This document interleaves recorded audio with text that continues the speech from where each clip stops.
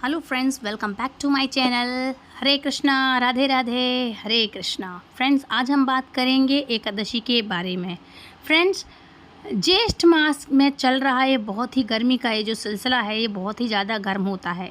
इस महीने में गर्मी बहुत प्रचंड मात्रा में होती है, इसलिए ज़्यादा से ज़्यादा ठंडी चीज़ों का दान करें। पंछियों के लिए पानी छत पर रखें, बालकनी में ज़रूर रखें।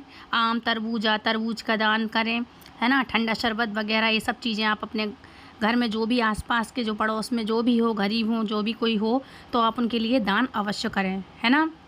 इस महीने में पानी ज़रूर दूसरों को पिलाएं। पानी का दान महादान होता है, अन्नदान महादान होता है ना। यही कर्म साथ जाएंगे, बाकी तो सभी रह जाएगा यहीं, है ना। तो आज इस वीडियो में हम ज्येष्ठ मास की कृष्ण पक्ष की आने वाली 30 त्योहारों की चर्चा करेंगे। तो अपरा एकादशी 2 जून या 3 जून को पूजा का मुहूर्त है ना। इस बार अपरा एकादशी 2 और 3 जून को मनाई जाएगी। और व्रत का पारण समय क्या है, प्रदोष व्रत और मासिक शिवरात्रि व्रत कब है, साथ ही ज्येष्ठ अमावस्या की भी पूरी जानकारी लेंगे। तो चर्चा शुरू करने से पहले एक रिक्वेस्ट है, अगर आप चैनल पर नए हो तो प्लीज़ चैनल को सब्सक्राइब करें, दूसरों को वीडियो ज़रूर से शेयर करें ताकि आने वाली नोटिफिकेशन सबसे पहले आप तक मिले। बेल आइकन को आप ऑल पे प्रेस करिएगा, ठीक है।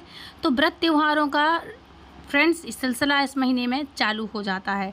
अपरा एकादशी के दिन अनजाने में की गई गलतियों और पापों को नष्ट करने के लिए भगवान विष्णु की पूजा की जाती है। इस एकादशी पर व्रत करने से मनुष्य के जीवन के सभी संकट दूर हो जाते हैं और उसे मोक्ष की प्राप्ति होती है। अच्छा, अब अगर हम इस साल की बात करें तो इस साल 2024 में अपरा या आचला एकादशी व्रत को लेकर बहुत कन्फ्यूज़न है। कई जगह 2 जून को व्रत रखा जा रहा है, तो वहीं बहुत सारी जगह पे 3 जून को एकादशी का पालन हो रहा है। मतलब अब हम व्रत करें ये जानने से पहले मैं आपको एक एकादशी का समय बता देती हूँ। तो एकादशी तिथि प्रारंभ हो रही है 2 जून 2024 के दिन रविवार को सुबह 5:04 से, और एकादशी तिथि का समापन हो रहा है 3 जून 2024 को दिन सोमवार को सुबह देर रात 2:41 तक। 24 घंटे से कम समय की एकादशी है, इसलिए सभी धार्मिक स्थलों और समुदायों में एकादशी को लेकर बहुत ही मतभेद है। बांके बिहारी जी मंदिर में, वृंदावन में खाटू श्याम जी, सीकरी, इस्कॉन, राधा रमण वृंदावन में, महाकाल मंदिर उज्जैन में एकादशी 2 जून के दिन रविवार की है। तो वहीं इस्कॉन टेम्पल गौरिया मठ के संप्रदाय वाले लोग जो हैं, तो दामोदर जी हैं, जो राधा वल्लभ जी है, राधा दामोदर जी हैं, है ना। इन आदि धार्मिक स्थलों पर अपरा एकादशी का व्रत पालन 3 जून दिन सोमवार को किया जाएगा।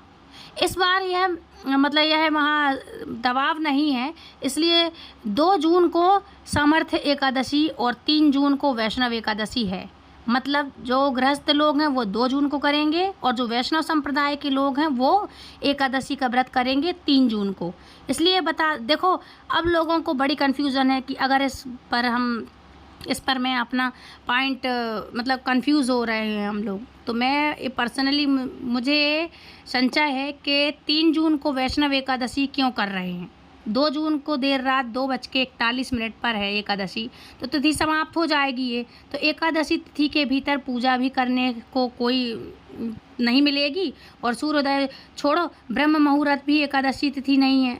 तो इसी से हमारे परिवार में 2 जून को दिन रविवार को व्रत करेंगे। 2 जून मतलब पूरे दिन की, सूर्योदय की और रात की, है ना। तो आप 2 जून को व्रत करना। तो दोस्तों, ये दिन आपको मैं तो यही कहूँगी कि आप 2 जून को यहाँ पे व्रत करें। अगर आपके लिए संभव हो तो दोनों दिन का व्रत कर सकते हैं, है ना। तो 2 जून को और 3 जून को इससे एकादशी के साथ द्वादशी का व्रत भी, इसका भी आपको फल मिलेगा, क्योंकि इस बार मधुसूदन द्वादशी है।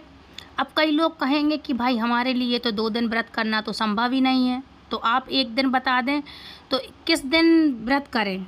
तो देखो, इसका मतलब बड़ा सिंपल तरीका है। इसका ये मतलब है कि आप जिनको भी फॉलो करते हो, है ना, जिनका आप अनुसरण करते हो, उन्हीं के देखकर आप वैसे ही कर सकते हैं। जैसे कि हमारे बांके बिहारी जी हैं, खाटू श्याम जी हैं, तो वो तो 2 तारीख को ही व्रत करेंगे, है ना, और वरना 3 तारीख को करेंगे ही सब लोग, वैष्णव जन लोग जो हैं। तो भाई हम हैं गृहस्थ वाले, तो आप 2 जून को ही व्रत करिएगा। हम सभी लोग घर परिवार वाले हैं, गृहस्थ वाले हैं, वो 3 जून की करेंगे। साधु सन्यासी जो रहते हैं, बाबा लोग हैं, साधु सन्यासी हैं, जिनका गृहस्थ नहीं है, तो वो लोग कर सकते हैं। लेकिन हम लोग देखो सादा सिंपल, हम लोग गृहस्थ जीवन वाले हैं, इसलिए आप लोग 2 जून को अपरा एकादशी का व्रत रखना, और हम लोग भी स्पेशली वैसा ही करेंगे। वहीं दूसरी ओर आयुष्मान योग भी बन रहा है, तो भगवान भगवान मतलब योग में त्रिविक्रम की पूजा करें। उस दिन आप सूर्योदय 5:02 से लेकर सुबह 12:12 PM के बीच में अपरा एकादशी की पूजा कर सकते हैं। 2 जून को आयुष्मान योग में विष्णु जी की पूजा का सबसे उत्तम मुहूर्त बन रहा है। इस दिन सुबह 5:02 से लेकर 12:01 तक अपरा एकादशी की पूजा आप कर सकते हैं। और 2 जून दिन रविवार के दिन रवि योग और सर्व सिद्धि योग भी बन रहा है, तो नए कर्मों को शुरू करने और शुभ फलों की प्राप्ति के लिए शुभ माना जाता है। तो अच्छा, इसके अलावा जो लोग 3 जून को अपरा एकादशी का व्रत रखेंगे, तो सूर्योदय के बाद से सौभाग्य योग में भगवान त्रिविक्रम की पूजा करें। भगवान त्रिविक्रम श्री हरि विष्णु के वामन अवतार को कहते हैं, उनके वामन अवतार की पूजा होगी। वैसे तो दोनों ही दिन होगी, लेकिन जो कर रहे हैं वो करें। सौभाग्य योग 9:10 पर और सुबह से सौभाग्य योग 9:10 तक है, और उसके बाद शोभन योग है। सर्वार्थ सिद्ध योग 3 जून को 1:40 तक से 3 जून को 5:27 PM तक के बीच का है। अच्छा, 3 जून सोमवार को राहु काल 7:10 से लेकर 8:53 के बीच में है, तो चंद्रमा मेष राशि का संचार करेगा। अगर अभिजीत मुहूर्त की बात करूं तो 11:51 PM से लेकर मतलब AM से लेकर 12:46 PM के बीच का है। अमृतकाल योग है 5:21 से लेकर के 6:51 के बीच का है, और ब्रह्म मुहूर्त का समय है 3:51 से लेकर 4:49 के बीच का है। तो 3 जून को सोमवार पड़ रहा है, तो इस दिन विषकुंभ योग और सर्वार्थ सिद्ध योग भी बन रहा है, जो आत्मिक उन्नति और मानसिक शांति प्राप्त करने के लिए बड़ा ही शुभ माना गया है।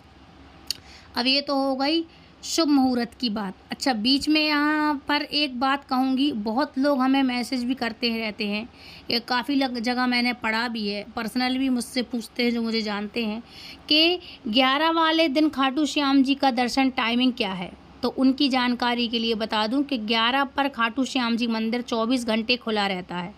ठीक है, अब हम पारण समय की यानी एकादशी व्रत खोलने की बात करेंगे, इसके ऊपर चर्चा करते हैं। तो एकादशी व्रत बहुत शुभ मुहूर्त में खोलने से ही उसका हमें पूर्ण फल मिलता है ना। तो जो 2 जून को व्रत करेंगे वह 3 जून को पारण करेंगे, और पारण का समय क्या है 8:05 से लेकर 8:51 के बीच का पारण समय है, जो 2 जून को व्रत करेंगे। तो आप लोग इस समय अपना व्रत खोल सकते हैं। जो लोग 3 जून को हरिवासर समाप्त होने का जो समय है वह 8:05 का है। तो कुछ भी करके व्रत हम 8:05 के AM के मतलब सुबह सूर्योदय के बाद 8:05 के बाद ही खोलेंगे। 8:05 हो उसके बाद ही खोलेंगे। हमें अपना एकादशी व्रत खोलने से पहले हरिवासर समय समाप्त होने की प्रतीक्षा करनी चाहिए। हरिवासर समय भगवान का समय होता है, इस समय हमें अन्न जल ये कुछ भी नहीं ग्रहण करना चाहिए और ना ही व्रत खोलते हैं। तो हरिवासर समाप्त हो जाए उसके बाद ही आप लोग व्रत अपना खोलेंगे। जो लोग 3 जून को व्रत रखेंगे वो 4 जून को वैष्णव एकादशी का व्रत का पारण करेंगे और अपने व्रत को खोलेंगे। 6:10 AM से लेकर 8:51 AM के बीच पारण के दिन मतलब 4 जून को, ये 4 जून का बता रही मैं, तो 4 जून को द्वादशी सूर्योदय से पहले ही समाप्त हो जाएगी। तो व्रत खोलने का या पारण करने से पहले ब्राह्मण को आप भोजन करवा कर या सूखा सामान ज़रूर देना चाहिए, जैसा मैं आपको हर वीडियो में बताती हूँ। और साथ में दक्षिणा ज़रूर रखना आप, है ना। अगर यह भी संभव ना हो तो पैसे निकाल दें, उससे आप फल वगैरह ले लें, या किसी को पैसे दान करना हो तो वो है, पानी आनी है, जूस है, जो भी आप दान कर सकें। तो ये सब चीज़ें, खाने पीने की चीज़ें ज़्यादा दान करें, दक्षिणा शायद इससे काफ़ी लाभ होता है। तो जो 2 जून 2024 के दिन रविवार को भद्रकाली जयंती है। अपरा एकादशी का विशेष महत्व भी है। क्योंकि इस दिन भद्रकाली जयंती भी मनाई जाती है। तो इस दिन माता काली के रूप में भद्रकाली की पूजा होती है। दक्षिण भारत में इस दिन का बहुत विशेष महत्व माना जाता है। मान्यता है कि माँ भद्रकाली की पूजा करने से तमाम रोग दोष शोक खत्म हो जाते हैं। भद्रकाली का शाब्दिक अर्थ है अच्छी काली। इस रूप में माँ काली शांत है और वर देने वाली हैं। 3 जून दिन सोमवार को मधुसूदन द्वादशी भी मनाई जाएगी। अब आपको मैं मधुसूदन द्वादशी के विषय में थोड़ा सा बता देती हूँ। ज्येष्ठ मास में कृष्ण पक्ष की द्वादशी को मधुसूदन एकादशी भी कहते हैं। सर्वमंगलकारी यह दिन रुक्मणी द्वादशी के नाम से भी जाना जाता है। शास्त्रों में यह कहा गया है कि एकादशी का व्रत पूर्ण होने के बाद द्वादशी के दिन श्री हरि विष्णु भगवान को तुलसी दल अर्पित करना चाहिए। ऐसे करने वाला मनुष्य अपने समूचे कुल का उद्धार कर देता है और स्वयं भी वैकुंठ को प्राप्त करता है। मधुसूदन द्वादशी के दिन जरूरतमंदों को अन्न वस्त्र दान जरूर देना चाहिए।